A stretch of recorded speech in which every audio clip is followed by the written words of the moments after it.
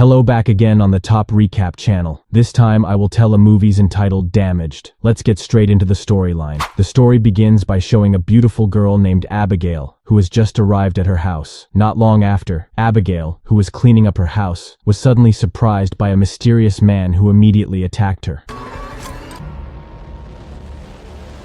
A few hours later, in another place, the police were shocked by the discovery of a dead man's body. It was on this that the police called a detective named Danny. Judging from the tattoos attached to the victim's body, Danny concluded that the victim had just been seen fighting with other gangsters. Not long after, Danny, who was in the car, was shocked by the report from the police, which showed Abigail's body in the same mutilated state as the previous victim. It should be noted that recently, the police department was made nervous by discovering 5 similar female bodies in positions resembling crosses. Danny was curious about the case and volunteered to investigate the case. Meanwhile, it seems that this mutilation case also makes a detective chief inspector of police named Glenn very overwhelmed. It even worried Glenn's wife, Marie, about her husband's health.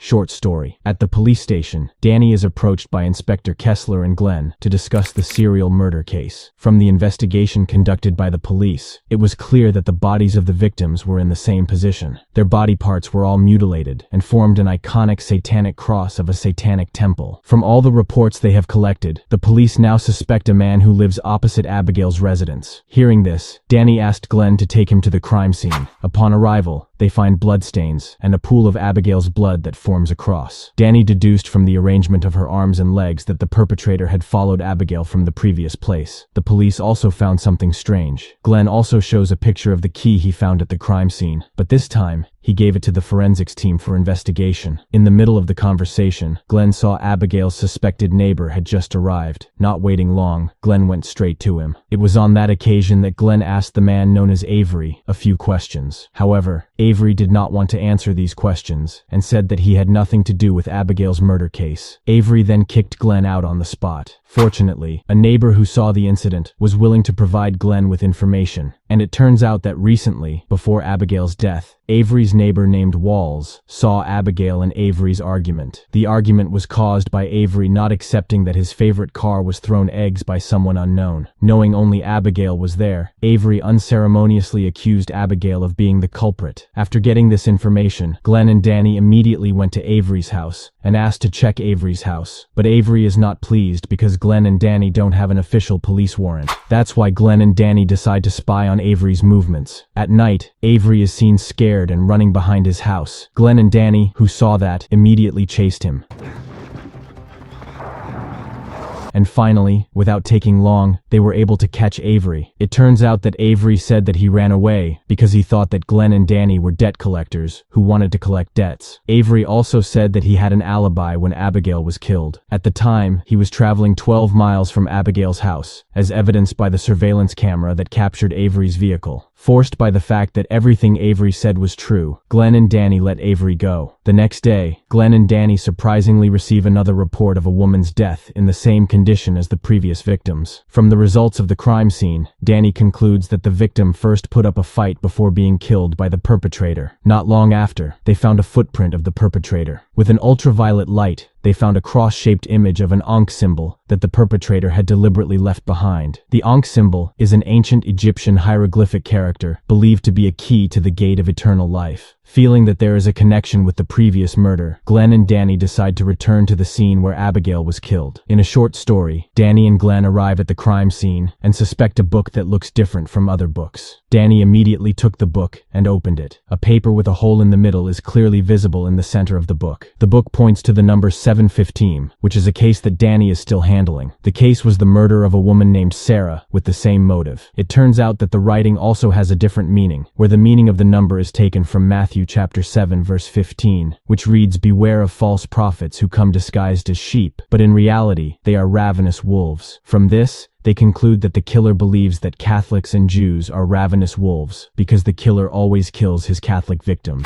The next day, Glenn was questioning the previous victim's mother, Mrs. Hall. Mrs. Hall said that Abigail had an ex-boyfriend named McGregor. Although her ex-boyfriend seemed nice, Mrs. Hall asked Glenn to check on McGregor because he could be the culprit. Meanwhile, Danny approaches his long-retired friend, Bravo. Bravo says he now has a more rewarding job than before. After hearing about Bravo's new life, Danny immediately gave Bravo the murder file and asked for help. Sometime later, as instructed by Mrs. Hall, Glenn visits McGregor's house to ask for information about Abigail's death. But instead of answering immediately, McGregor said he would answer all questions if he got a lawyer first. I was present.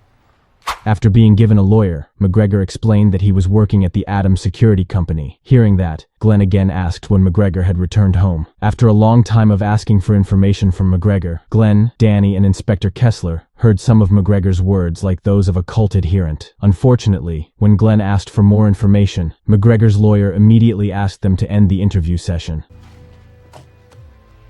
Long story short, the results of Bravo's investigation reveal that McGregor is a member of a cult. After matching the evidence they got, Glenn decided to go visit the cult group. Upon arrival, Glenn was approached by the leader of the cult. Glenn then asked the sect leader about McGregor. On that occasion, the sect leader explained that McGregor was no longer a member of their sect because McGregor had been expelled for various bad deeds that tarnished the name of their sect. Upon hearing this explanation, Glenn felt that the cult had nothing to do with the murder cases. Glenn eventually went home empty-handed. Glenn invites Bravo and Danny over for dinner at his house in the evening. Bravo and Marie's closeness made Glenn jealous. Here, Glenn told them that McGregor had long been dismissed from the sect. Knowing this, they decided to investigate McGregor again.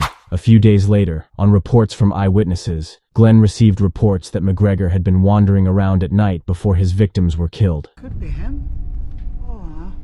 Inspector Kessler ordered Glenn to form a fully armed team to arrest McGregor. Meanwhile, from a distance, McGregor was seen entering Glenn's house secretly until Inspector Kessler immediately mobilized the armed forces. Please switch to E-Div 5 type. But it was unfortunate that McGregor was able to escape. Not wanting to lose his target, Glenn, without much talk, went down to the field and immediately chased McGregor. There was a chase between Glenn and McGregor. Finally, Glenn managed to immobilize McGregor. 6 hours later, upon arriving home, Glenn surprisingly found Marie already dead in the same condition as the other murder victims. The next day, Glenn was again shocked by the discovery of body parts from Marie, which were found not far from his house. Stay in control. Focus. Glenn then went to the police station to interrogate McGregor, who was suspected of being the perpetrator of Marie's murder. Fortunately, Danny defused the situation before Glenn went berserk and immediately took over Glenn's duties. Due to a lack of evidence, the police had to release McGregor. The decision made Glenn desperate and angry because he could not catch McGregor, who had killed Marie. To relieve Glenn's sadness, Danny takes him for a drink at a bar. That's where we find out that the first murder victim in the case was Danny's girlfriend. For this reason, Danny is very enthusiastic about finding the perpetrator and asks Glenn to remain calm while looking for evidence proving that McGregor is guilty. Sometime later, from the results of previous interrogations, Glenn told Bravo that McGregor had met someone in London and that person told him about the murder case that was happening. Unfortunately, McGregor had forgotten the name and face of the stranger. Hearing that statement, Bravo ordered Glenn and Danny to forcibly interrogate McGregor. Meanwhile, McGregor was seen at the bar. Shortly after being charged for payment by one of the waiters there, McGregor escaped through the back door. Unexpectedly, when McGregor managed to escape from the bar and was about to leave, he was suddenly killed by a mysterious man. The next day, Glenn visited McGregor's house while carrying the key he found at Abigail's crime scene. Surprisingly, the key can open a warehouse padlock located not far from McGregor's house. After a long search of the building, Glenn was shocked by McGregor's body hanging in a terrible condition.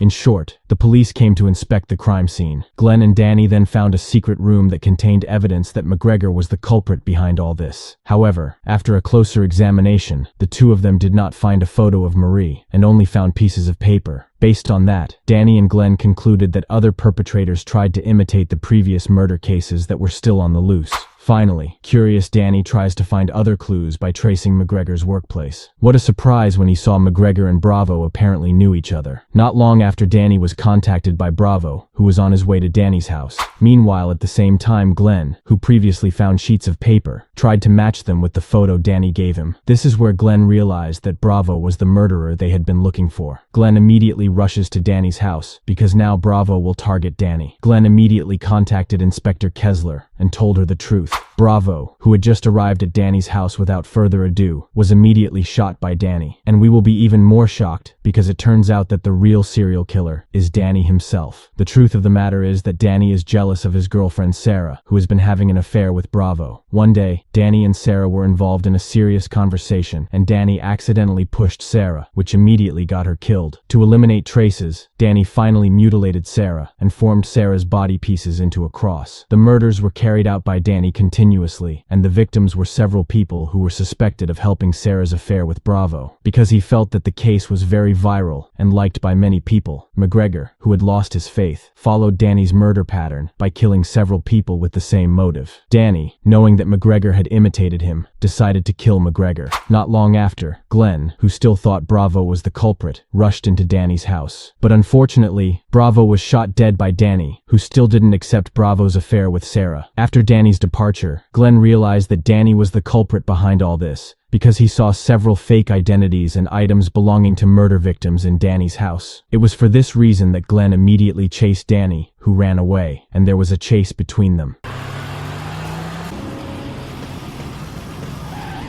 Until at one point, Danny took Glenn to a wilderness. There, Glenn lost track of Danny. Glenn then looked for him, and a shootout was inevitable. Glenn, who was vengeful for his wife's death, intended to finish Danny off. But it's unfortunate that somehow Danny suddenly got behind Glenn and made him helpless. However, Danny did not finish Glenn and just left him alone. A few days later, Glenn received news that Danny had escaped. Glenn, who did not accept the incident, and the police were still looking for Danny. They check every person who enters and leaves the port, airport, station, terminal, and so on. And because the murder case this time is very difficult to solve, Interpol also intervened to catch Danny. Meanwhile, we can see Danny somewhere. He is very happy after taking revenge on Bravo, who had an affair with Sarah. And the movie is over. Don't forget to click subscribe, like, and comment.